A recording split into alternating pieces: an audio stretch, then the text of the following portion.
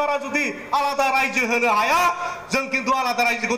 दिनै माने होथ'वा होननायखाय गनायबाय किन्तु उननि समफोराव मालाबा विदर्भ बुन्देलखंड हरित प्रदेश जुदि रायजो सोरजियोबा जोंनि बड'लेण्डआबो दिनै सोरजिजाफानांगोन बे बाथ्राखौसो बुंबोनांगौमोन नाथाय final and comprehensive to their demand होननाय लोगो लोगो दिनै जोंना बड'लेण्ड रायजोखौ सारेन्डार खालामबोनाय जाबाय आरो नालाय ओंखायनो जों बे एग्रिमेन्टखौ होनदों बे एग्रिमेन्टआ सारेन्डार एग्रिमेन्टसो रायजो राजा नोंथांमोन एनडिबिफोरखौ थगायनानै दिनै सुक्ति होफ्लादों दिनै एनडिबिफ्रा मा लिरनाय दं मा लिरनाय मोना दङ बेखौ जेबो फरायनो मोनाखै होननानै स्पष्ट होनदों जायनि थाखाय एनडिपिनि मोनब्रै गटनि गासिबो नेता केडार्सफ्रा बिपिएफ दोलोजोंनो दिनै खामानि मावफाबाय थादों रायजो राजा नोंथांमोन रावखौबो गिनांगौ गैया बेवहाय सोरबा प्रमद बर'खौ सोरबा फेरेंगाखौ खुनु गिनांगौ गैया रायजो राजाफोर बे जे थगायसुला नेताफोर बिसोरखौ जेरैखि जाया फेजेननांगौ बिनि थाखाय बय सामफ्रामबो खामानि मावनांगौ दा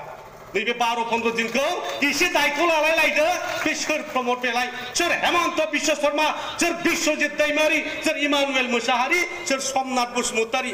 बे बाक्सानि माखासे नेताफ्रा जोंना मा गयबारिनिफ्राय तामुलपुरनि नेता तामुलपुर माने गय नङा होमबा आरो गयबारिबो होनो जोंना बर'फ्रा बे जायगायाव बहाबा गय फाग्ला मोनजाफ्लांनानै ओंखाम गोरलै जानायाव नङा होमबा गय गोरलैया जाबाय गोलोम फुला जोब्बाय सिनायला दाना मेगन मोदा मोदि जाबाय